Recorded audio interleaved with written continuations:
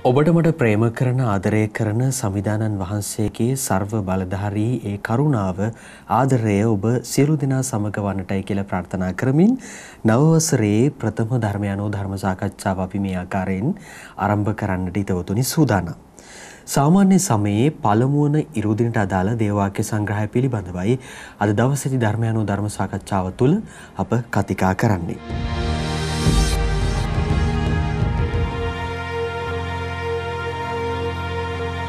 ඒ සඳහා බොහොමත්ම ගෞරවයෙන් ඇරයුම් කළා ගරු ඇල්වින් පීටර් පූජා ප්‍රසාදීන් වහන්සේට පියතුමිනි ජේසු පිහිටයි. ජේසු පිහිටයි. පියතුමිනි සාමාන්‍ය සමයේ පළමු නිරුද්ධිනට යෙදී තිබෙනවා සමිදානන් වහන්සේගේ ස්නාපන මංගල්‍ය එදිනට අදාළ දේවාක්‍ය සංග්‍රහය පිළිබඳවයි අද දවසේදී අපිට කතිකාවට බඳුන් කරන්නට නියමිතව තිබෙන්නේ. අපි අද කියවීම් 3 දිහා බැලුවොත් පියතුමිනි අපිට කතා කරන්නේ අපිට ලබා දෙන්නේ මොන වගේ පණිවුඩයක්ද?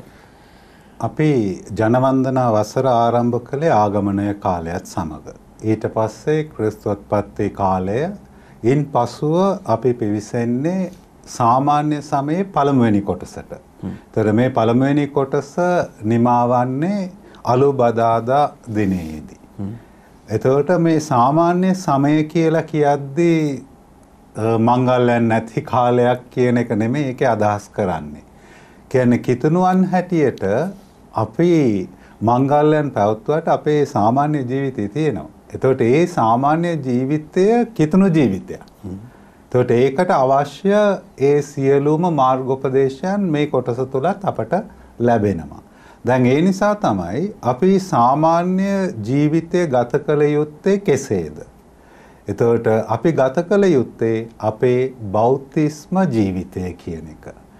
දැන් හුඟක් වෙලාවට අපි තේරුම් ගන්න නැති දෙයක් තමයි බෞතිස්මය කියලා කියද්දී නැත්නම් ප්‍රසාද ස්නාපනය කියලා කියද්දී එය වත්පිළිවෙතක් පමණයි. අපේ දරුවන් ඉස්කෝලේට දාගන්නට ඒ බෞතිස්ම ස්ථාතිකය අවශ්‍යයි. ඊටත් එහා අපි ප්‍රසාද ස්නාපනය ගැන වැඩි අවධානයක් යොමු කරන්නේ නැහැ. ඒත් සැබෑ කිතුණුවෙක් හැටියට කිතුණුවාගේ ජීවිතය ප්‍රසාද ස්නාපනීය ජීවිතයක්. ශුද්ධෝතම පියාණන් වන්නට පුළුවන්, රදගුරුතුමන්ලා වන්නට පුළුවන්, පූජකවරු පැවිද්දන් වන්නට පුළුවන්, ගිහියන් වන්නට පුළුවන්, හැම කෙනෙකුටම පොදු වූ ජීවිතය තමයි මේ ප්‍රසාද ස්නාපනීය ජීවිතය. එතකොට අද කියවීම් සියල්ල අපට මතක් කර දෙන්නේ අපි කිතුණුවන් හැටියට අපි ලබාගත් ප්‍රසාද ස්නාපනය ජීවත් වන්නේ කෙසේද කියන එක. එතකොට ඒත් එක්කම අපි කියන්නට ඕන ප්‍රසාද ස්නාපනය කියන එක නිකම් වත්පිළිවෙතක් නෙමෙයි. එතනදී සිද්ධ වන්නේ මොනවද කියන එක අපි තේරුම් ගන්නට ඕන. දැන් එතනදී සිද්ධ වන්නේ මොනවද? පියාණන්ගේද පුත්‍රයාණන්ගේද ශුද්ධාත්මයාණන්ගේද නාමයෙන් මම ඔබ ප්‍රසාද ස්නාපනය කරමි කියලා පියතුමා කියනවා. එයින් අදහස් කරන්නේ මොනවද? එතන නාමයන් 3ක් නෙමෙයි. ත්‍රිත්වක දෙවියන් වහන්සේගේ නාමය එක නාමයයි තියෙන්නේ. පියාණන්ගේද පුත්‍රයාණන්ගේද ශුද්ධාත්මයාණන්ගේද නාමයෙන්. පියාණන්ගේ නාමයෙන් පුත්‍රයාණන්ගේ නාමයෙන් ශුද්ධාත්මයාණන්ගේ නාමයෙන් නෙමෙයි. මොකද ත්‍රිත්වක දෙවියන් වහන්සේ. එතකොට බෞතිස්මේදී ප්‍රසාද ස්නාපනයේදී සිද්ධ වන්නේ මොනවාද? ඒ දරුවා නැත්නම් ඒ පුද්ගලයා දේව ජීවිතයට ඇතුල් වීමයි. එතකොට අපි ප්‍රසාද ස්නාපනීය ජීවිතය කියලා කියන්නේ මොනවාද? අපි දේව ජීවිතය ජීවත් විය යුතුයි. ත්‍රිත්වේක දෙවියන් වහන්සේගේ ජීවිතයට හවුල් වන අපි ත්‍රිත්වේක දෙවියන් වහන්සේගේ ජීවිතය මේ ලෝකයේ තුල ගත කරන්නට ඕන. ඒකයි අපි ලබා ගත්තා වූ ඒ බෞතිස්මය. අපේ සාම්ප්‍රදායික ක්‍රමවේදයට බැහැරව ගිහිල්ලා පියතුමිනි අද දවසේදී සුදු සුවිශේෂය ප්‍රථමයෙන් උච්චාරණය කර එහි ගැටලු निराකරණය කර ගැනීමෙන් අනතුරුවයි ඉතිරි කියවීම් දෙකට පිවිසෙන නිසා වහන්සේ බොහොම ගෞරවයෙන් ආරයුම් කරනවා සුදු සුවිශේෂය උච්චාරණය කරන්නට. සුදු ලෝකතුමාගේ සුවිශේෂයෙන් උපුටාගත් කොටසකි. මේ ක්‍රිස්තුවරයා විය හැකිදයි සෙනග අපේක්ෂාවෙන් බලා සිටියදිත් හැමදෙන ජොහන් ගැන විවාද කරමින් සිටියදිත් ජොහන් සියල්ලන්ට පිළිතුරු දෙමින් මම නම් ඔබ වතුරෙන් ස්නාපනය කරමි. ඒත් මට වඩා ආනුභාව සම්පන්න උතුමෙක් එන්නේය. එතුමන්ගේ පාවහන් පටි මුදන්නටවත් මම නොවටිමි. එතුමානෝ ශුද්ධාත්මයන්ගෙන්ද ගින්නෙන්ද ඔබ ස්නාපනය කරවන සේක. තවද මුළු සෙනග ස්නාපනය ලැබූ විට ජේසුස් වහන්සේත් ස්නාපනය ලබා යාඥා කරමින් සිටියදී ස්වර්ගය විවර වී ශුද්ධාත්මයානෝ පරවියෙකුගේ රූපාකාරයෙන් උන්වහන්සේ කෙරෙහි පහළ වූ සේක. එවිට ඔබ මාගේ ප්‍රියාදර පුත්‍රයානෝය ඔබ කෙරෙහි ඊතා ප්‍රසන්න වී සිටිමි අහසින් හඬක් නික්මිනි. පේදුමිනි අපි මේ බෞතිස්ම ස්නාපනය කියන සක්‍රමේන්තුව පිළිබඳව අපි කතා කරද්දී උන්වහන්සේගේ ස්නාපන මංගල්‍ය සමරන මෙවන් දිනක දැන් මේ මෙහි බෞතිස්ම ස්නාපනය කියන සක්‍රමේන්තුව සඳහාය පහුකාලීනව සක්‍රමේන්තුවක් බවට පරිවර්තනය වෙනවා. හැබැයි දැන් අතීත පුරාවෘත්තයේ ඇතුලේ බෞතිස්ම ස්නාපනය සඳහා ජලය කියන දේ ඇයි සම්බන්ධ වෙන්නේ? බෞතිස්ම ස්නාපනය ලබා දීම පිණිස වෙනත් ක්‍රමයක් තිබුණේ නැද්ද?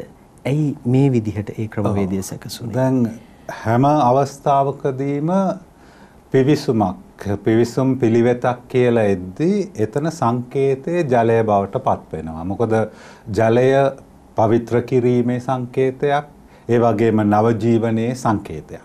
එතකොට යොහාන්තුමා මේ ස්නාපනය ජලයේ ස්නාපනය තුළින් ඒ අය තම පාපිෂ්ඨ ජීවිතයෙන් සෝදා නව ජීවිතයට පිවිසුම සංකේතවත් කරනවා. ඒත් ජේසුස් වහන්සේගේ ඒ ස්නාපනය ආත්පසින්ම වෙනස්. ඒ ජලයෙන් හා ගින්නෙන්. එතකොට ගින්නෙන් කියලා කියද්දී එයත් පවිත්‍ර කිරීමක්. නව ජීවනයක් ඇතිවීම. දැන් අපි දන්නවා වගා කරන්නට යන අවස්ථාවේදී අපි හැම දෙයක්ම පිරිසිදු කොට ගින්නක් තිබෙනවා. එතකොට ඒ පොළවට සාරවත් බව ලබා දෙන එකක්. ශුද්ධාත්මයන්ගේ ඒ බලය. අනිත් එක තමයි ස්නාපනය කියලා කියද්දී මෙතන ජලයේ ගිල්වා ඒ පුද්ගලයා උඩට ගැනීම. නැවත වාරයක් අර පැරණි අවගතියට මැරි නව ජීවිතයකට පිවිසුම තමයි ඒ දේ කරන්නේ. එතකොට අපිට තවත් ප්‍රශ්නයක් ගොඩ පැන නැගෙන්නට පුළුවන්. ඇයි අද අපි ඒ දේ කරන්නේ නැත්තේ කියලා. දැන් ජෙරුසලම නැත්නම් ඊශ්‍රායල් වැනි රටක අපේ වගේ ඒ කාලගුණයක් තිබෙන රටවල් වල ඒ ලොකු ප්‍රශ්නයක් වුණේ නැහැ. ඒ වුණාට කිතුණු ආගම ඊශ්‍රායලයේ ඉපදුනාට එය බටහිර රටවල් වලට ගෙන ගියේ. බටහිර රටවල් වල කාලගුණය ඉතාමත් සීතයි. එතකොට ඒ සීත වතුරට ගෙල්වලා මනුස්සයා එළියට ගන්නකොට ජීවතුන් අතර ඉන්න එකකුත් නැහැ. ඒ නිසා තමයි එය ජලය වක් කිරීමක් කියන ඒ තත්වයට පාත්‍ර වුණේ. ඒ වගේම දැන් ජොහන්ගේ බෞතිස්මය වැඩිහිටියන්ගේ. ඒ වුණාට දැන් පවුල් පිටින්ම ඒ අය ජේසුස් වහන්සේව පිළි අරගෙන පැමිණි අවස්ථාවලදී ලදරුවන් හිටියයි කියලා අපිට ක්‍රියාපොතේ සඳහන් වෙනවා. ඒ වගේම ඊට පස්සේ ලදරු ප්‍රසාද ස්නාපනය සභාවට හඳුන්වා දුන්නේ අවස්ථාවේ සිට එහෙම ජලයේ ගිල්වා ගැනීම භයානක නිසා ඒ විදියට පත්වනවා. එතකොට ජලය කියන සංකේතය එයයි නව ජීවනය පවිත්‍ර කිරීම මේ හැම දෙයක් තුළින්ම තමයි මේවා. දැන් බෞතිස්ම ස්නාපනය කියන ඒ ක්‍රියාදාමය පියතුමිනි එදා ඒ විදිහට සිද්ධ වෙද්දී ඇයි අපිට අද දවසේදී සුවිශේෂී හරහා ක්‍රිස්තුන් වහන්සේගේ බෞතිස්ම ස්නාපනය වැදගත් වෙන්නේ? ඔව්. එතකොට මෙතනදී කාරණා දෙකක් අපි දකිනවා. එකක් තමයි මුලින්ම සුවිශේෂී අපි දකින්නේ ඒ ජනතාව ජොහාන් මෙසියස්තුමානෝ විය හැකිද ක්‍රිස්තුවරයානෝ විය හැකිද කියන ඒ සාකච්ඡාව ඒ අය අතර තිබුණා. මොකද ජොහන්ගේ ජීවිත ක්‍රමවේදය එතුමානන් යාඥා කරමින් උපවාස කරමින් ජීවත් වුණා. ජේසුස් වහන්සේව ශුද්ධවන්තයෙක් හැටියට පිළිගන්නට ඒ ජනතාව ඉදිරිපත් වුණේ නැහැ. මොකද ජේසුස් වහන්සේ ජනතාව අතරට යනවා, පව්කාරයන් එක්ක ආහාර වළඳිනවා, ඒ ජුදා සමාජය කොන් කරපු අය වෙතට යනවා.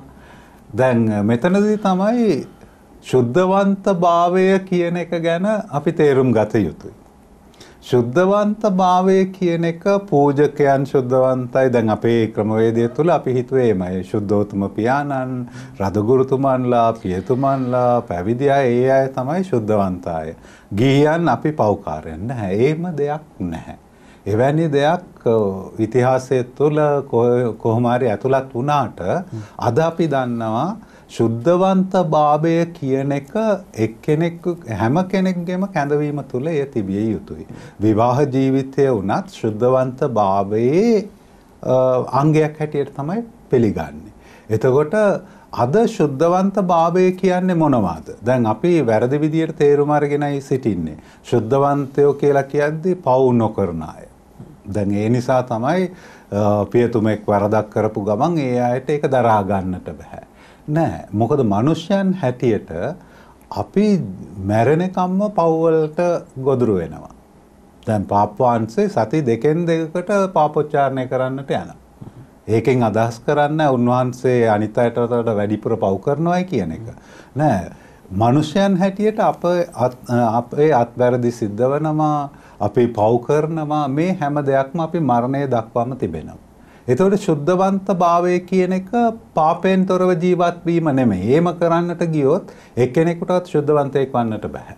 එතකොට හැම කෙනෙක්ම කරන්නට උත්සාහ තමන්ගේ ජීවිතයේ තියෙන පව් අරන් දාන්නට උත්සාහ කරන්නට වෙන දෙයක් කරන්නට ඉඩ තිබෙන්නේ නැහැ. එතකොට පාපවංශේ පවා අපිට ලස්සනට ඒක පැහැදිලි කර දෙනවා උන්වහන්සේගේ අපෝස්තලික අනුශාසනාවක. ශුද්ධවන්තභාවය කියලා කියන්නේ මම ජේසුස් වහන්සේව මගේ ජීවිතය තුළින් කොහොමද පෙන්වම් කරන්නේ. එහෙමයි අපි ශුද්ධවන්තභාවය මනින්නේ. මම පෞකාරයෙක් වන්නට පුළුවන්, මගේ අත්වැරදීම් වන්නට පුළුවන්. ඒත් මම මගේ ජීවිතය තුළින් ජේසුස් වහන්සේව ලෝකයට කොයිතරම් දුරට පෙන්වම් කරනවාද? එයයි ශුද්ධවන්තභාවය. එතකොට අපි කරන කියන හැම දෙයක් තුළින්ම අපේ ශුද්ධවන්තභාවය අපි පෙන්වම් කළ යුතුයි. එතකොට මෙතනදී අපි ඒක තමයි දකින්නේ. ඒතකොට පළවෙනි එක ඇයි මේ සිද්ධිය අපට පෙන්වම් කරන්න එකක් ඇවිල්ලා ජේසුස් වහන්සේ සැබෑ වූ ක්‍රිස්තුවරයාණෝ කියන එක පෙන්වම් කරන්නට. දෙවෙනි කාරණාව තමයි ජේසුස් වහන්සේ සැබෑ වූ මිනිසෙක්. අනිත් එක ජේසුස් වහන්සේ එබ්‍රේවරුන්ගේ ඒ ලිපියේ 4 වෙනි පරිච්ඡේදයේ සඳහන් වනවා උන්වහන්සේ පාපය හැරෙන්නට අනිත් සෑම ආකාරයෙන්ම අප හා සමානයි. ඒත් උන්වහන්සේ ජොහන්ගේ මේ බෞතිස්මය ලැබුවේ නැත්නම් ජනතාව අතරට ගොස් දේශනා කරන්නට බෑ. එතකොට කියන්නේ මොනවද?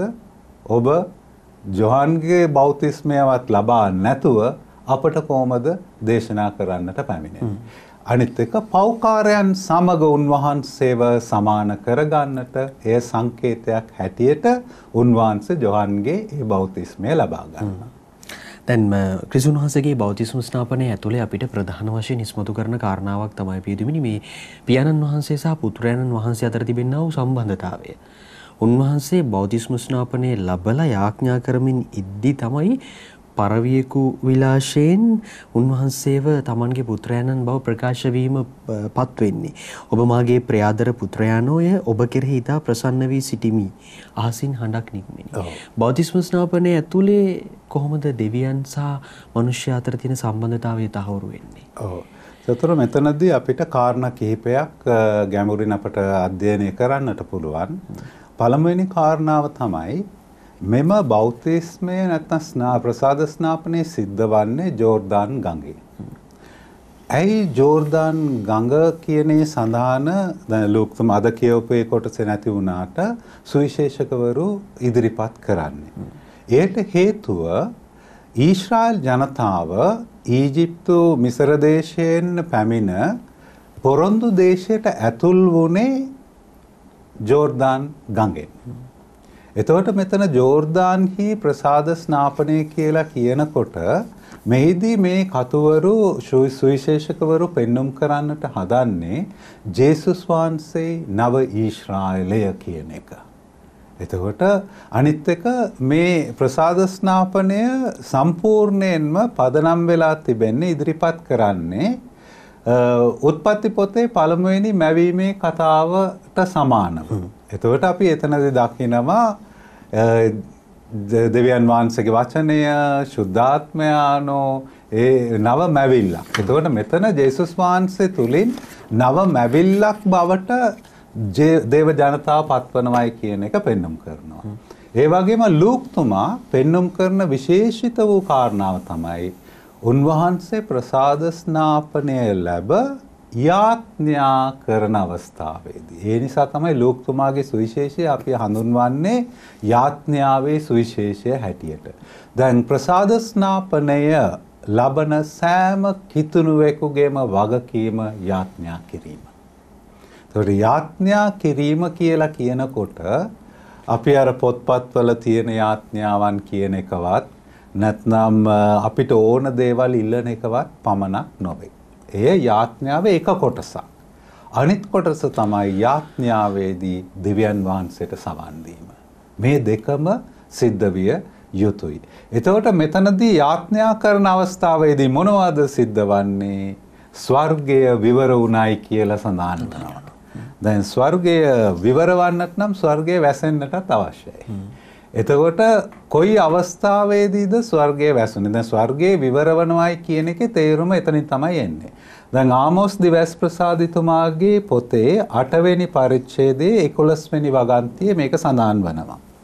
දේශය මුළුල්ලේ මහා සාගතයක් එවන කාලය ලංවන්නේය. ඒ සාගින්න කෑම සඳහා නොවේ. පිපාසය වතුර සඳහා නොවේ. එය සමිදානන් වහන්සේගේ වචනය ඇසීමට ඇතිවන සාපිපාසය වේ. එතකොට මේ නියංගය සාපිපාසය ස්වර්ගය බැසෙන්නේ එයට හේතුව විප්‍රවාසයෙන් පසුව බබිලෝනි විප්‍රවාසයෙන් පසුව ඒ ජනතාව පොරොන්දු දේශයට ආවම දිවැසිවරු හිටියේ නැහැ. දිවැසිවරු Taman අතර නැති නිසා ජුදා ජාතිකයන් කියා සිටියේ ස්වර්ගය වසා තිබෙන නිසා දේව වචනය අප වෙතට පැමිණෙන්නේ නැහැ. එතකොට මෙතනදී ස්වර්ගයේ විවර වෙනවයි කියන එකේ අදහස මොනවාද? නැවත වාරයක් දෙවියන් වහන්සේගේ වචනය අප වෙතට පැමිණෙනවා. එතකොට ජේසුස් වහන්සේ තුලින් පැමිණෙනවා. එතකොට මේ වචනය මොනවාද? මුලින්ම පටන් ගන්නේ මේ මාගේ ප්‍රියාදර පුත්‍රයානෝය. දැන් මේ වචන දෙවි පියාණන් වහන්සේගේ මේ වචන නිකම්ම එළිදැක්වීමක් පමණක් නොවේ. මෙය ජේසුස් වහන්සේගේ කැඳවීමේ සාරාංශයයි. ඒතකොට ජේසුස් වහන්සේගේ අනන්‍යතාවය, උන්වහන්සේ කවුද කියන එක පෙන්눔 කිරීමයි මෙතනදී සිද්ධ වන්නේ. එතකොට මේ වගන්තියත් පැරණි ගිවිසුමෙන් උපුටාගත් පාඨයන් දෙකක්. එකක් ඇවිල්ලා ගීතාවලියේ 2 වෙනි පරිච්ඡේදයේ 11 වෙනි 7 වෙනි වගන්තිය. එතුමානෝ මට කතා කොට නුඹ මාගේ පුත් කුමරුය, අද මම ඔබේ පිය රජු වූයෙමි. දෙවෙනි එක ඇවිල්ලා යෙසායා 42 පළමුවෙනි වගන්තිය. මා සහාය දෙන මාගේ සේවකයා මෙන්න, මට ප්‍රිය වූ මාගේ තෝරාගත් තැනැත්තා මෙන්න. එතකොට දැන් මෙතනදී මේ පාඨ දෙක අපිට තේරුම් ගන්නට වෙනවා ජේසුස් වහන්සේගේ කැඳවීම, උන්වහන්සේගේ අනන්‍යතාවය තේරුම් ගන්නට. දැන් අපි හැමදාම කියන එකක් තමයි අපි දේව දරුවෝ කියන එක. අපි ඇත්තටම දේව දරුවෝද? දැන් ඊශ්‍රායල් දේශයේ අවට හිටපු තිබුණු ඒ රාජ්‍යයන් තුල දේව දරුවෙක් කියලා කිව්වම, දේව පුත්‍රයා කියලා කිව්වම කාවද ඒ අය හැඳින්වුවේ? ඒ අයගේ රජවරු. දැන් අපි දන්නවා සභා ඉතිහාසය තුළ මුල් සතවර්ෂ 3 තුලදී කිතුණුවන්ට එරෙහිව තිබුණු ඒ තාඩන පීඩන යුගයේදී ඒ තාඩන පීඩනයට හේතුව වුණේ කිතුණුවන් සීසර් අධිරාජ්‍යයට දුම් දාන්නට ප්‍රතික්ෂේප කිරීම. දැන් ඇයි? දැන් සීසර් රජතුමා රෝම අධිරාජ්‍යයේ, ඒ වගේම පාරාවෝ ඊජිප්තුවේ ඒ අවට දේශයන් තුල ඒ රජවරු දේවපුත්‍රයන් හැටියට තමයි පිළිගත්තේ. ඒතකොට දේවපුත්‍රයන් කියන එකේ තේරුම මොනවාද? ඒ අයගේ පියා දෙවියන් වහන්සේ. ඒ අය විශ්වාස කරන දෙවියන් වහන්සේ. එතකොට කොහොමද දේව පුත්‍රයෙක්ව දෙවියන් වහන්සේ තනිවම ජනිත කරන්නේ? ඒ නිසා ඒ දෙවිවරුන්ට භාර්යාවන් හිටියා. දැන් හුඟක් ආගම්වල Hindu ආගමේම අපි දකිනවා. එතකොට දැන් මේක ප්‍රතික්ෂේප කළ ජුදා ජනතාව. ඒ නිසා තමයි ඒ අය මොනවද කිව්වේ? අපේ රජවරු දේව පුත්‍රයෝ නොවේ. ඒ රජතුමා අභිෂේක කරන දිනේදී දෙවියන් වහන්සේ ඒ රජතුමාගේ පියා හැටියට පෙනී සිටිනවා. ඒ රජතුමා තමන්ගේ දරුවෙක් හැටියට හදා ගන්නවා. එතකොට කිතුණුවන් හැටියට අපි දේව දරුවන් කියන එකේ තේරුම දෙවියන් වහන්සේ විසින් හදාගත්තු දරුවන් තමයි අපි. එතකොට ඉංග්‍රීසියෙන් අපි කියන adopted children. ඒකයි වැදගත් වන්නේ.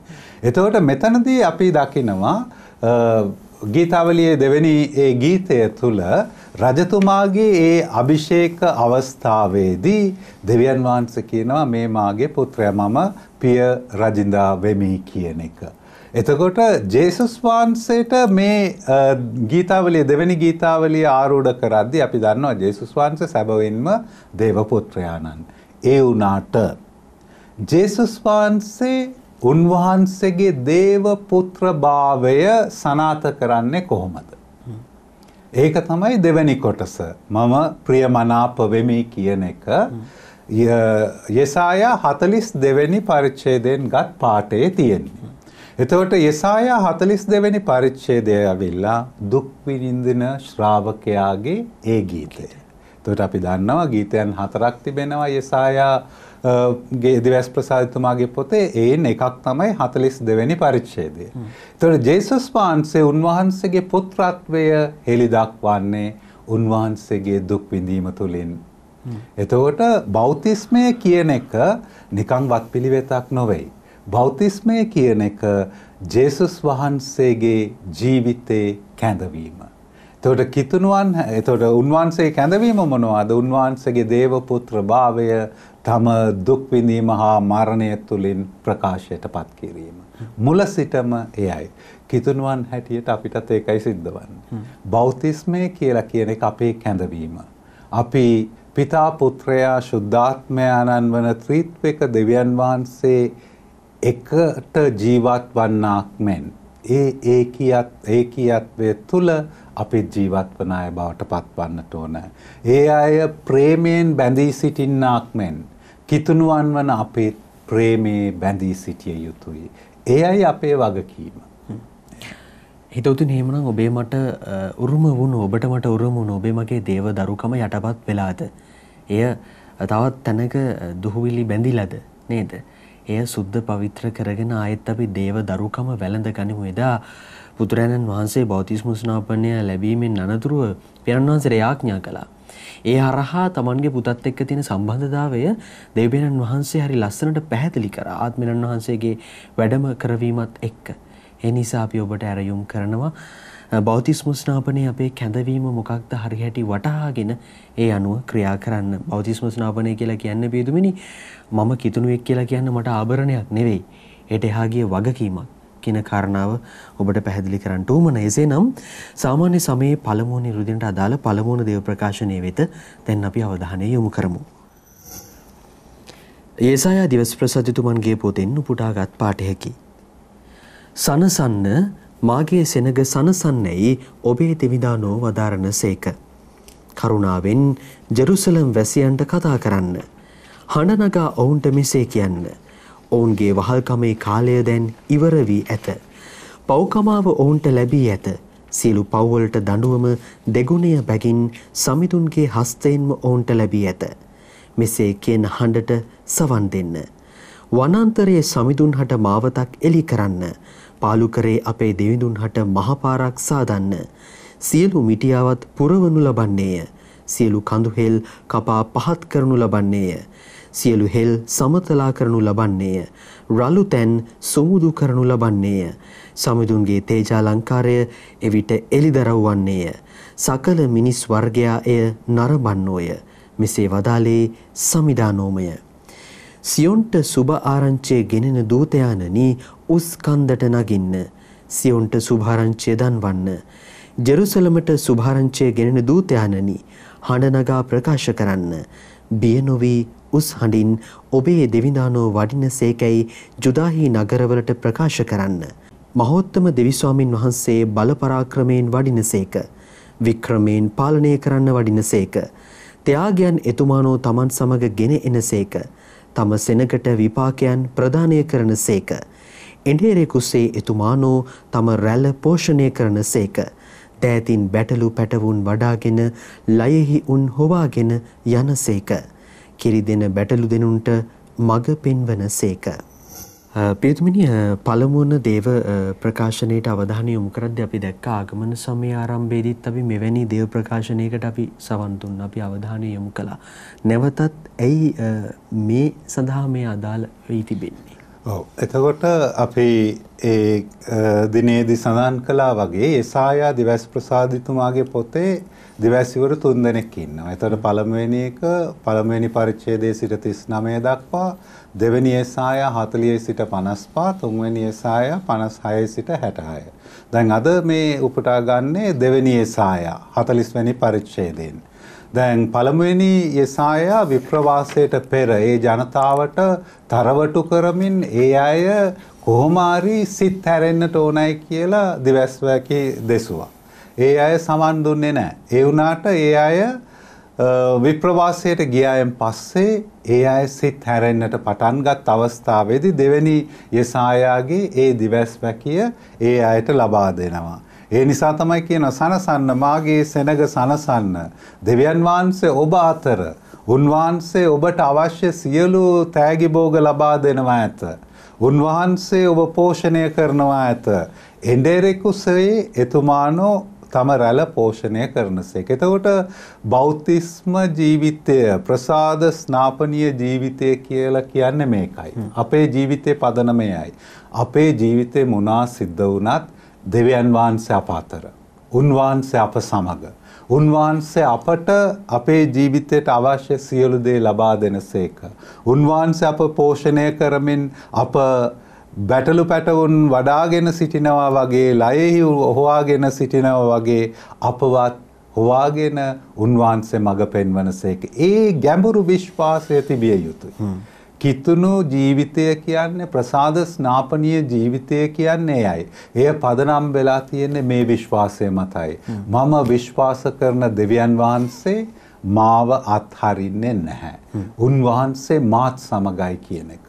එතකොට ඒ ජීවිතය අපි ජීවත් කරන්නට යම් දෙයක් කළ යුතුයි. එය තමයි අද ඒ පළමුවෙනි කියවීමේ සඳහන් වන්නේ. වනාන්තරයේ සමිඳුන් හට මාවතක් එලි කරන්න. පාලුකරේ අපේ දෙවිඳුන් හට මහා පාරක් සාදන්න. දැන් මේ දෙක අපි කළ යුතුයි. එතකොට අපේ ජීවිතයන් වනාන්තරයක් මෙන්, කැලෑවක් මෙන් තිබෙන්නට පුළුවන්. එතකොට අපේ ජීවිතය පාලුකරේ මෙන්. පාලුකරේ කියලා කිව්වම දුක් වලින් පිරුණු ජීවිතයක් වන්නට පුළුවන්. ඕනෑම අවස්ථාවකදී දෙවියන් වහන්සේව පිළිගන්නට, උන්වහන්සේව මගේ ජීවිතයට ඇතුළත් කරන්නට මම උද්‍යෝගිමත් වන්නට ඕන ප්‍රයත්නයක් දරය යුතුයි. ඒම කරද්දි සිද්ධ වන්නේ මොනවද කියන එක තමයි ඊළඟ එක. ඊළඟ එක මම කරන දෙයක් නෙමෙයි. මට කරන්නත් තිබෙන්නේ කිතුණුවෙක් හැටියට, දේව දරුවෙක් හැටියට මට කරන්නට තිබෙන්නේ දෙවියන් වහන්සේව පිළිගන්නට ඒ මාර්ගය පහදා දීම විතරයි. එතකොට ස්වාමින් වහන්සේ කරන්නේ මොනවද? සියලු මිටියාවත් පුරවනු ලබන්නේය. උන්වහන්සේ කරන්නේ, මම නෙමෙයි. සියලු කඳුහෙල් කපා පහත් කරනු ලබන්නේය. සියලු හෙල් සමතලා කරනු ලබන්නේය. රළු තැන් සුමුදු කරනු ලබන්නේය. සමිඳුන්ගේ තේජාලංකාරය එවිට එලිදරව් වන්නේය. සකල මිනිස් වර්ගයා එය නරඹන්නෝ. එතකොට මෙතනදී අපි දකින්නේ අයයි. එතකොට මෙතනදී අදහස් කරන්නේ මොනවද? මිටියාවත් ලොකු පාතාලෙමෙන් තිබෙන අපේ ජීවිතේ ඒ මිටියාවත්.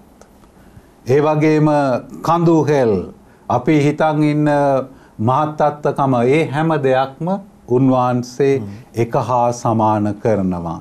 හෙල් සමතලා කරනවා. රළු තැන්. අපේ ජීවිතේ අපිට සමාව දෙන්නට බැරි තැන්. අනිත් අයට නෙමෙයි. සමහරක් වෙලාවට මටම ඒ සමාව දෙන්නට බෑ. මම කරපු වරද ගැන හැමදාම සිත පසුතැවෙනවා. නෑ, දෙවියන් වහන්සේට අපි එන්නට ඉඩ දුන්නාම දෙවියන් වහන්සේ හැම දෙයක්ම සමතලා කරමින් හැම දෙයක්ම සුමුදු කරනවා. ඒ තුලින් තමයි උන්වහන්සේගේ දැන් හුඟක් අය අහන ප්‍රශ්නයක් තමයි පාපෝච්චාරණය කරලා කොහොමද මේ දේ සිද්ධ වන්නේ? දැන් අපේ විශ්වාසයයි අපි මොන වරදක් කරලා තිබුණත් අපි පාපෝච්චාරණයට ගොස් ඒ දේ ප්‍රකාශ කිරීම තුලින් අපට සමාව ලැබෙනවා. දැන් මෙතනදී විශ්වාසය නැති කෙනෙකුට මේක තේරුම් ගන්නට බෑ. පාපෝච්චාරණය කියන එක නිකම්ම ගිහිල්ලා මම මේ දේ කරයි කියලා කියන එක විතරක් නෙමෙයි. ඒ සමගි සන්දානයේට පෙරසෝදානමක් තිබෙනවා. එහිදී මම මගේ පාපය පිළි අරගෙන මම මේ දේ කළයි කියන එක පිළි අරගෙන මම අදිෂ්ඨාන කරගන්නා මින් පසුව මේ දේ කරන්නේ නැහැයි කියලා.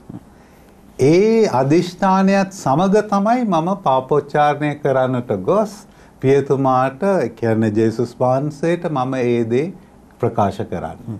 මම කරන වැරදි නිකන් ගිහිල්ලා කියලා සමාව ඉල්ලන එක නෙමෙයි. එතනදී මම මගේ වරද පිළිගන්නවා. මම කරපු දේ වැරදි කියන එක මම අනුමත කරනවා.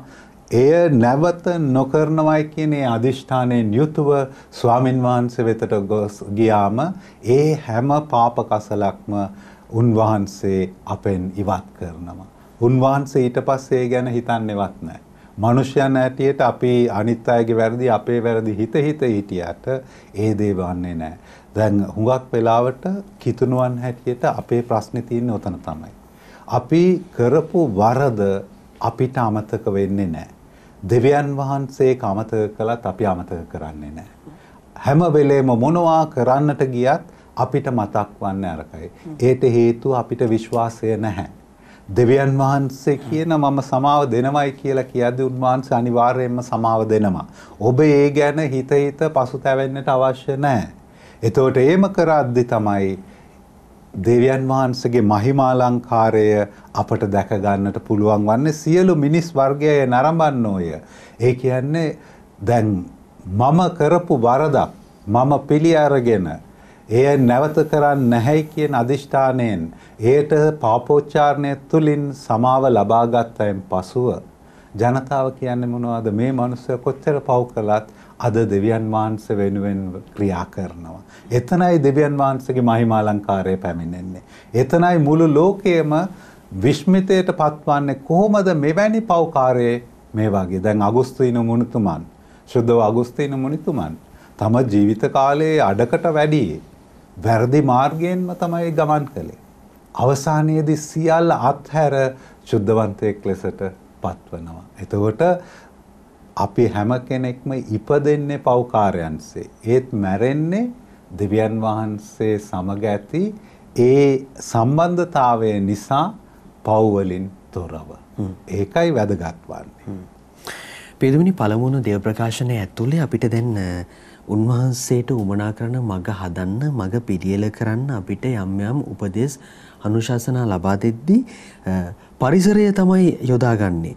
සියලු කඳු හෙල් කපා පහත් කරනු ලබන්නේ, සියලු හෙල් සමතලා කරනු ලබන්නේ, රළු තැන් සුමුදු කරනු ලබන්නේ. ඒ උදාහරණ වලට අපිට උපදෙස් දෙන්නේ කියලා දෙන්න භාවිත කරන්නේ මේ පරිසරය කියන කාරණාව, සෝබාදහම කියන කාරණාව අපිට බොහෝ විෂමතාවය තුළ දකින්නට පුළුවන් යම් යම් දේවල්.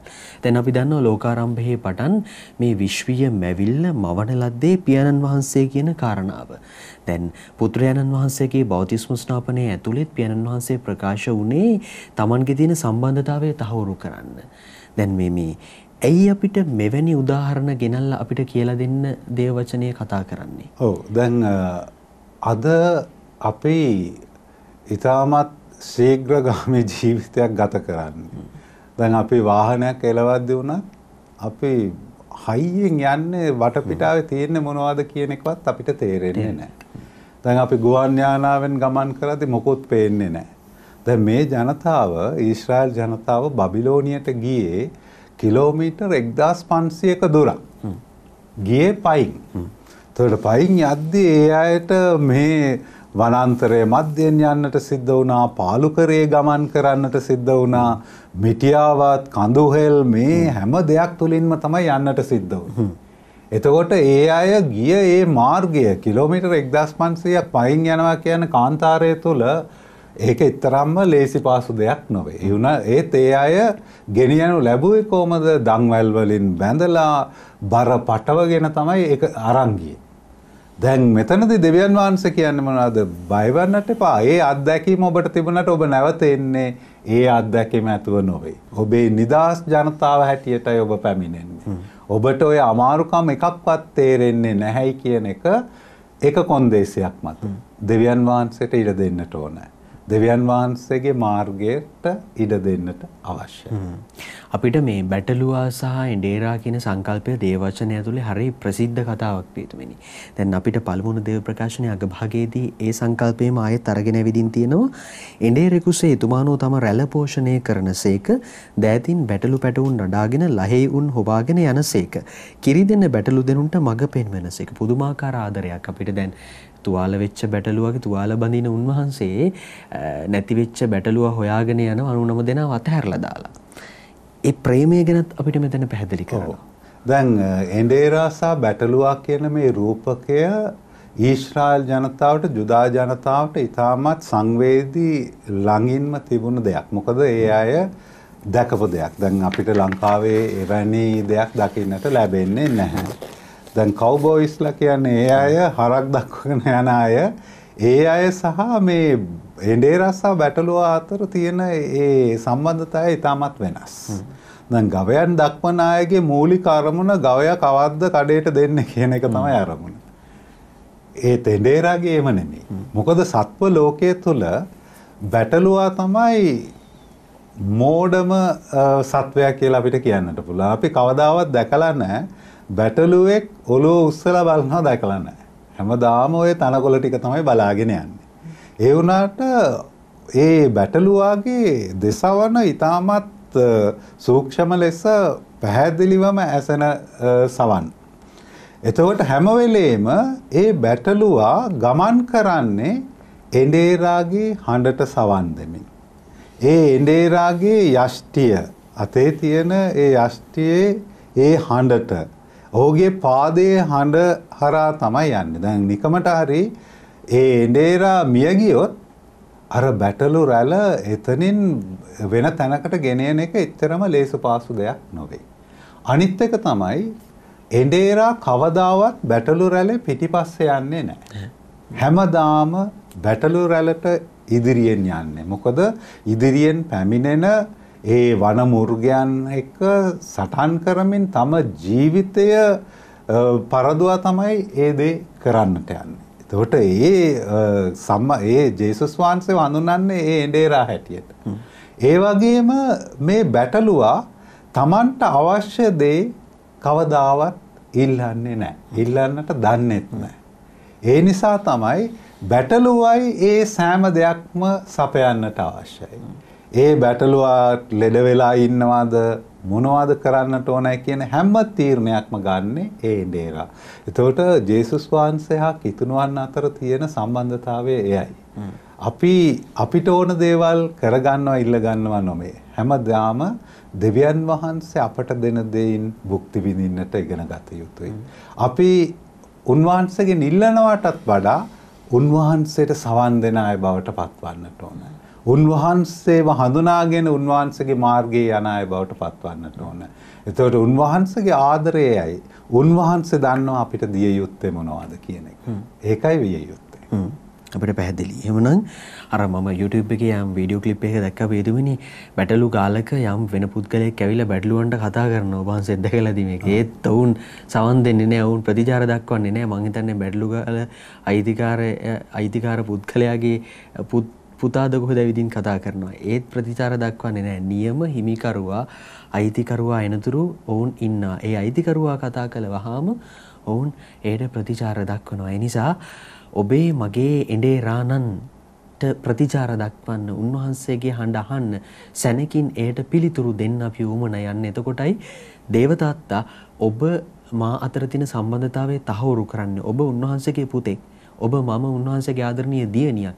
ඒ සම්බන්ධතාවය තහවුරු වෙන්නට ඕමනයි. එදා බෞතිස්ම ස්නාපනයේ වෙලාවේදී Tamanගේ පුතා ප්‍රියාදර පුත්‍රයානෝය කියලා ඒ හසින් හඬ නික්මුණා වගේ ඔබ මා පිළිබඳව කෙදිනක හෝ උන්වහන්සේ මේ මගේ ආදර පුතා, මේ මගේ ආදර දුව කියන ඒ හැඟීම වෙත, ඒ අත්දැකීම වෙත ඔබ මා ගමන් කළ යුතු යන්නේ. එතකොටයි ඔබ මම වාසනාවන්තයින් බවට පත් වෙන්නේ. අපි සූදානම් දෙවන දේව ප්‍රකාශනයට යමු වන්න අද දිනට නියමිත. සියලු මනුෂ්‍යයන්ට ගැලවීම ගෙන දෙන දෙවියන් වහන්සේගේ වරප්‍රසාදය ප්‍රකාශ වී ඇත. අභක්තියද ලෞකික තෘෂ්ණාද හැරදමා ආශිර්වාදලත් බලාපොරොත්තුව ගැනත් අපගේ මහෝත්තම දෙවියන් වහන්සේ හා ගැලවුම්කාර ජේසු ක්‍රිස්තුන් වහන්සේගේ තේජාන්විත ආගමනය ගැනත් බලා සිටිමින් සිහිනුවණින් යුතුව දැහැමි ලෙසත් භක්තිවන්ත ලෙසත් මෙලව ජීවත් වන පිණිස ඒ දේව වරප්‍රසාද අපට අනුශාසනා කරන්නේය. සියලු අධර්මිෂ්ඨකම් වලින් අප පවිත්‍ර කරන පිණිසත් අප උන්වහන්සේගේ තෝරාගත් සෙනගක් කරන පිණිසත් යහපත කිරීමට අප උද්‍යෝගිමත් කරවන පිණිසත් අප නිදහස් කරන පිණිසත් උන්වහන්සේ අප උදෙසා දිවි පිදූසේක. එහෙත් අපගේ ගැලවුම්කාර දෙවියන් වහන්සේගේ ගුණවත්කම හා ප්‍රේමය මනුෂ්‍යයන් කෙරෙහි ප්‍රකාශ වූ කල අප විසින්ම කළ දැහැමි ක්‍රියාවලින් නොව හුදෙක් ස්වකීය දයාව ලෙස පුනරුත්පාදනය නැමැති දෝවණයෙන්ද ශුද්ධාත්මයන් වහන්සේගේ අලුත් කිරීමෙන්ද උන්වහන්සේ අප ගැලවුසේක. උන්වහන්සේගේ වරප්‍රසාදයෙන් අප දමිටු කරනු ලැබ සදාතන ජීවනයේ බලාපොරොත්තුවට උරුමකාරයන් වන පිණිස උන්වහන්සේ අප ගැලවුම්කාර ජේසුස් ක්‍රිස්තුන් වහන්සේ කරන කොටගෙන ශුද්ධාත්මයන්න් අධික ලෙස අප පිට වැගිරෙව්සේක.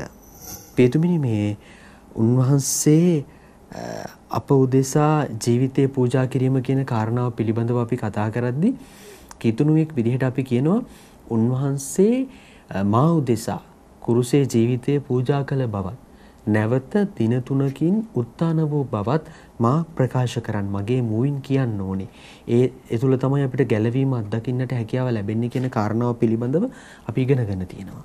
කොහොමද අපි ගලපන්නේ දෙවන දේව ප්‍රකාශනයට මේ? එතකොට ප්‍රසාද ස්නාපනය ලැබ අපි ත්‍රිත්වක දෙවියන් වහන්සේගේ ඒ ජීවිතයට හවුල් වනවා. එතකොට ඒ තමයි ශුද්ධවන්ත ජීවිතය. එතකොට ඒ ඒකීයත්වයේ ඒ ප්‍රේමයේ ජීවිතයක් හැටියට පත් වෙනවා. එතකොට අපි දන්නවා මේ හැම දෙයක්ම සිද්ධ වන්නට අපට මඟ සූදානම් වුණේ ක්‍රිස්තුස් වහන්සේගේ ඒ පාස්කු අභිරහස තුලින්. එතකොට උන්වහන්සේගේ දුක් විඳීම, මරණය සහ උත්ථානය. දැන් පාස්කු අභිරහස කියලා කියද්දී දුක් විඳීම හා මරණය විතරක් නෙමෙයි. දුක් විඳීම, මරණය සහ උත්ථානය. එතකොට මෙය නිකම් ප්‍රකාශ කිරීම විතරක් නෙමෙයි, ජීවිත සාක්ෂිය තුලින්. එතකොට අපි ඒක කරන්නේ කොහොමද? දුක් විඳින අවස්ථාවේදී අපි ජේසුස් වහන්සේව අත්හැරලා යනවා නම් ඒතන ජීවිත සාක්ෂියක් නැහැ. අපි හැම වෙලේම උන්වහන්සේට සාක්ෂි දරනවායි කියලා කියන්නේ අපේ දුක්බර මොහොතේදී, අපේ මරණාසන්න මොහොතේදී උන්වහන්සේ තුළ විශ්වාසය තබමින් අනිවාර්යෙන්ම අපට උත්ථානයක් තිබෙනවයි කියන ඒ බලාපොරොත්තුවේ ජීවිතය තමයි කිතුණු ජීවිතය කියලා කියන්නේ. ඒකයි සිද්ධ විය යුත්තේ. එතකොට අද මේ දෙවෙනි කියවීමේ අපි දකිනවා මේ ප්‍රසාද ස්නාපනීය ජීවිතයට තිබෙන අභියෝගයන්. එතකොට පළමුවෙනි එක තමයි ගැලවීම දෙන දෙවියන් වහන්සේගේ වරප්‍රසාද ප්‍රකාශ වී තිබෙනවා. ඔබ ඒක හඳුනාගෙන තිබෙනවා. පළවෙනි එක තමයි අභක්තිය. අපි දෙවියන් වහන්සේ තුළ විශ්වාසයෙන් තොරව ජීවත් වෙනවා නම් වැඩක් නැහැ. දැන් හුඟක් වෙලාවට අපි හැමදාම දෙවියන් වහන්සේගෙන් යමක් ඉල්ල ගන්නටයි උත්සාහ කරන්නේ. දෙවියන් වහන්සේ අපිට දෙනවාද උන්වහන්සේ හොඳයි. අපිට නොදෙනවා නම් අපි උන්වහන්සේගෙන් ඈත් වෙනවා. එතකොට භක්තිය කියන එක තිබුණත් නැතත් උන්වහන්සේට පක්ෂපාතීව ජීවත් වීම. ජෝබ් තමයි කදිම උදාහරණය. ජෝබ්තුමන් සියල්ල තිබියදිත් දෙවියන් වහන්සේට පක්ෂපාතීව ජීවත් වුණා. සියල්ල අහිමි වූ කලත් උන්වහන්සේට පක්ෂපාතීව ජීවත් වුණා. එතකොට එවැනි භක්තියක් අප තුළ තිබිය යුතුයි. එතකොට මට මොනවා සිද්ධ වුණා? දැන් අපි මේ COVID-19 නිසා දුක් විඳිනවා කිය අපි අඬා වැළපෙනවා. ඒත් අපිට අමතක වූ දෙයක් තමයි මේ COVID-19 නිසා දුක් විඳට උන්වහන්සේ තාම අපට ජීවතුන් අතර ඉන්නට වාග්ය ලබා දී තිබෙනවා. එතකොට ඒකයි වැදගත් වන්නේ. දුක් විඳීමට වඩා ජීවතුන් අතර සිටීම. එතකොට අභක්තිය. අනිත් එක ලෞකික තෘෂ්ණා. අපි අපේ අරමුණ කෙරෙහි අවධානය යොමු කළ යුතුයි. අපි ජීවත් වන්නේ ඇයි? අපි මිල මුදල් ලබා ගන්න ඇයි? අපිට ඉඩකඩ අවශ්‍ය ඇයි? ඒකේ අරමුණ ඔය තියෙන බැංකුවේ කීයක් තියෙනවා කියන එක නෙමෙයි. මගේ ජීවිතේ සතුට ලබා ගැනීම. දැන් වෙලා තියෙන්නේ මොනවද? අපි මේ ලෞකික දේවල් පස්සේ දුවනවා අරමුණක් නැතුව. අපි මිල මුදල් හොයන්නේ ඇයි? සතුට නිසා. ඒ වුණාට සතුටින් ජීවත් වන්නට වෙලාවක් නැහැ. එතනදී තමයි ප්‍රශ්නේ තියෙන්නේ. එතකොට ලෞකික තෘෂ්ණා හැරදම අර බලාපොරොත්තුෙන් ඇතිව අපි ජීවත් විය යුතු බව කියා සිටිනවා. ඒ නිසා අපි අධර්මිෂ්ඨකම් වලින් ඈත් වන්නට අවශ්‍යයි. අපිට මිල මුදල් අවශ්‍යයි. හොයන්නට නොයෙකුත් ක්‍රමවේදයන් තිබෙනවා. ලේසියෙන් හොයාගන්නට මත්ද්‍රව්‍ය විකරන්නට පුළුවන් මේ හැම දෙයක්ම තියෙනවා. ඒ වුණාට කිතුණුවන් හැටියට ඒ දේ කරන්නට බෑ. ඒ දේ කරනවා නම් සැබෑ කිතුණුව වන්නට බෑ. එතකොට මෙතනදී ඒකයි කියන්නේ අධර්මිෂ්ඨකම් වලින් අපි තොරව යහපත කිරීමට උද්‍යෝගිමත් වන්නට ඕන. මොන අවස්ථාවකදී වුණත් අපි යහපත කරන අය බවට පරිවර්තනය කරන්නට ඕනයි කියන එකයි ඒකෙන් බලාපොරොත්තු වෙන්නේ. කිදුණුවන් විදිහට අපි ගත කරන්නේ සක්‍රමේන්තු ජීවිතයක්. අපි පියදුමිනි මේ අභිවෘද්ධියාලයේ සක්‍රමේන්තුව ලබා දෙද්දී තමයි අපි කියනවා දරුවන්ට උගන්වනවා ඔබ වැඩිහිටියන් බවට සමාජයේ පත් වෙනවා කියලා. එතකොට අපි වැඩිපුර සුද්ධාත්මයන් වහන්සේ පිළිබඳ කතා කරන්න ආත්මයන් වහන්සේ ඔන්න දැන් තමයි ඔබේ ජීවිතේට එන්නේ කියන දේ ඇතුළු කරන්න උත්සාහ ගන්න. හැබැයි අපි නිවැරදි ලෙස කතා කරොත් බෞතිස්ම ස්නාපනයෙන් තමයි ඕනම කිදුණුවෙක්ගේ ජීවිතේට ආත්මයන් වහන්සේ සුද්ධාත්මයන් වහන්සේ එකතු වෙන්නේ. මෙන්න මෙතන පුංචි ගැටලුවක් තියෙනවා සමහරලාට. මම මේක ප්‍රධාන වශයෙන් දැක්ක අද අපිට දෙවන දේව ප්‍රකාශනෙත් පැහැදිලි කරනවා. හුදෙක් ස්වකීය දයාව ලෙස පුනරුත්පාදනයේ නැමැති දොහවණයෙන්ද ශුද්ධාත්මයන් වහන්සේගේ අලුත් කිරීමෙන්ද උන්වහන්සේ අප ගැලවුසේක. ඔව්. දැන් ආරම්භයේදී සභා ඉතිහාසය තුළ අපි දකින්නේ ප්‍රසාද ස්නාපනය, දිව්‍ය සප්‍රසාදය සහ අබුර්ධ්‍යාලේපය එකවර තමයි ප්‍රදානය කරනු ලැබුවේ. ඊට පස්සේ කාලයේ යෑවෙමින් අපි දකිනවා රදගුරුතුමන්ට හැම අවස්ථාවකදීම එතන රැඳී සිටින්නට බැරි වූ නිසා බෞතිස්මය ලදරුවන්ට ලබා දී ඒ අයට බුද්ධිය වර්ධනය වූ විගස අපි දිව්‍ය සප්‍රසාද වහන්සේ ලබා දෙනවා. ඊට පස්සේ ඒ අය වැඩිහිටියන් හැටියට පැමිණෙද්දී අබුර්ධ්‍යාලේපේ ලබා දෙනවා. එතකොට අබුර්ධ්‍යාලේපේ ලබා දෙද්දී සෑම කිතුණුවෙක්ම අනිත් අය මත රැඳී නොවේ. Tamanම ඒ වගකීම බාර අරගෙන සියල්ල සිද්ධ කරන්නට අවශ්‍යයි. දැන් මේ හැම ප්‍රසාද සක්‍රමේන්තුවක්ම රඳා පවතින්නේ බෞතිස්මය මත. දැන් බෞතිස්ම කැඳවීම කියලා කියද්දී අපිට ත්‍රිවිධ කාර්යභාරයන් ලබා දෙනවා. පූජක, ඒ වගේම දිවැසි සහ රාජකීය. දැන් රාජකීය ඒ කාර්යභාරය කියලා කියන්නේ අපි රජවරු වගේ හැමතැනම යන එක නෙමෙයි. ඒයින් අදහස් කරන්නේ දේව රාජ්‍යයේ වටිනාකම් වලට අනුව ජීවත් වීම. ජේසුස් වහන්සේ අපේ රජාණන් උන්වහන්සේගේ ඒ බදන් වලට අනුව ජීවත් වීම. දිවැසි වැකී කියන්නේ අනිත් අයට දිවැස් වැකී ලබා දීම නෙමෙයි. මම දේව වචනයට අනුව ජීවත් වීම. පූජකයන් හැටියට අපි පූජාව ඔප්පු කරනවායි කියලා කියද්දී අපි හැම කෙනෙක්ම අපේ ජීවිත දෙවියන් වහන්සේට ඔප්පු කරන අය. එතකොට කිතුණු ජීවිතය ප්‍රසාද ස්නාපනයේ ජීවිතය කියලා කියන්නේ ඒකයි. පූජක, දිවැසි සහ රාජකීය ජීවිතය. එය අපි ලබා ගන්නා වූ අපටම ආවේනික වූ ඒ කැඳවීම තුලින් ඉෂ්ට කිරීම තමයි අපේ ජීවිතය. අපි පියතුමිනි දැන් බෞද්ධ ස්නාපනයේ කැඳවීම තුළ කිතුණුවන් විදිහට අපි ලොකු රාජකාරියක් කරන්න අපි කැඳවලා තියෙනවා. හැබැයි එදිනෙදා ජීවන මාර්ගය අපි සරි කරගන්න දරන වෑයමත් එක්ක උත්සාහයත් එක්ක අපිට උන්වහන්සේ කෙරෙහි තියෙන අවධානය අඩු වෙලා තියෙනවා. උන්වහන්සේ වෙනුවෙන් යමක් කරන්න ඕනේ කියන කාරණාව සමහරවිට මග ඇරිලා තියෙනවා. කොහොමද අපේ එදිනෙදා වහන්සේ දැන් සති කීපයකට පෙර පැහැදිලි කළා පෞල් සංස්ථාව තමයි ප්‍රධාන තැන වෙන්නේ. පෞල තමයි. පෞලේ වගකීම් ටික යුතුයකම් ටික හරියට ඉටු නොකර එතන ගොඩනගන්නේ නැතුව අපි කිසි දෙයක් අපිට හැකියාවක් නැහැ බාහිරේ ගොඩනගන්න කියලා. හැබැයි අපිට බෞතිස්ම ස්නාපනය තුල කැඳවීමකුත් හම්බෙලා තියෙනවා. කොහොමද මේ දෙක සමබර කරන්නේ? ඔව් චතුර අපිට වෙලා තියෙන ලොකුම ප්‍රශ්නේ තමයි අපි අපේ ජීවිතය කොටස් කරගෙනයි තියෙන්නේ. මේ ලෞකික ජීවිතය, මේ ආධ්‍යාත්මික ජීවිතය. දේවස්ථානයට ගියාම ආධ්‍යාත්මික ජීවිතය. පිටතට ආවම ලෞකික. නෑ, එහෙම ජීවිතයක් නෑ. කිතුණුවන් හැටියට අපිට එක ජීවිතයයි තියෙන්නේ. අපි ලෝකේ ජීවත් වන්නේ ඒ වුණාට ලෝකයේ මිම්මට අනුව නොවේ. අපි කිතුණුවන් හැටියට දේව රාජ්‍ය වටිනාකම ඇතුවයි ජීවත් වන්නේ. දැන් අපි වෙනස් කරන්නට ගියොත් තමයි අපිට ප්‍රශ්නයක් එන්නේ. අපි එදිනදා ජීවිතය තුළ අපි කොහේ හිටියත් කිතුණුවන් හැටියට ජීවත් විය යුතුයි. ඒ දේ තමයි ඉෂ්ට විය යුතුයි. එතකොට මම වැඩ කරන ස්ථානයේ වන්නට පුළුවන්, පාසලේ වන්නට පුළුවන්, කොහේ හිටියත් මගේ ප්‍රසාද ස්නාපනීය ඒ කාර්යභාරය ඉෂ්ට කළ යුතුයි. මම රජෙක් හැටියට දේව රාජ්‍ය වටිනාකම් ජේසුස් වහන්සේ මගේ රජාණන් උන්වහන්සේගේ වදනට අනුව ජීවත් වීම, දිවස්වරයෙක් හැටියට දේව වාක්‍යයට අනුව ජීවත් වීම, පූජකයෙක් හැටියට මගේ ජීවිතය දෙවියන් වහන්සේට ප්‍රසන්න ජීවිතයක් හැටියට ගත කිරීම.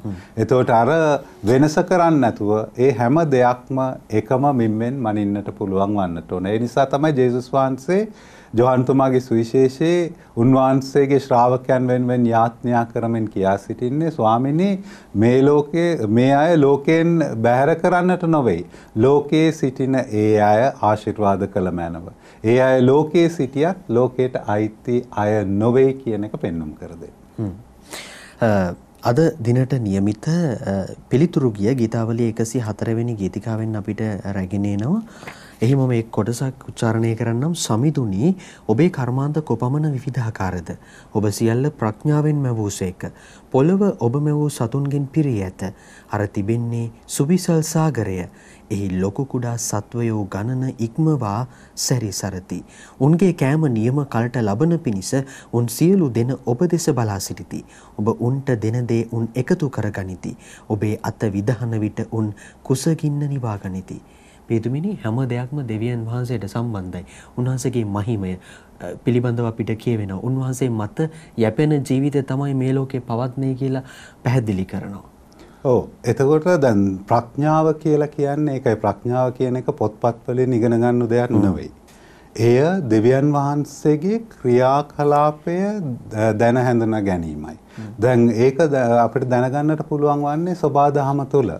සෝබාදහම තුල උන්වහන්සේගේ සැලැස්මට අනුව සියල්ල සිද්ධ වන නිසා කොහෙක්වත් කොමටත් සමතුලිතභාවය තිබෙන හැම අවස්ථාවකදීම කාටවත් අවශ්‍යතාවයකින් පෙළෙන්නට අවශ්‍ය නැහැ. එතකොට අපිට පුළුවන් දෙවියන් වහන්සේගේ ක්‍රියාමාර්ගයන් සෝබාදාමය තුලින් දැනගන්නට. දෙවියන් වහන්සේ සෝබාදාමය තුල මේ සියලුම සැලසුම් සාගතව ඒ සියල්ල කර තිබෙනවා නම් මනුෂ්‍යයන් උන්වහන්සේගේ සමානකමට මැවූ දෙවියන් වහන්සේ අප කෙරෙහි යම් සැලැස්මක් ඇතුවයි ක්‍රියා කරන්නේ. ඒ විශ්වාසය තිබෙනවා නම් අපිට උන්වහන්සේට අපේ ජීවිතයන් සම්පූර්ණයෙන්ම කැප කරන්නට පුළුවන්. ඔබේ මුහුණ ඔබ සඟවන කල උන් කැළඹෙති.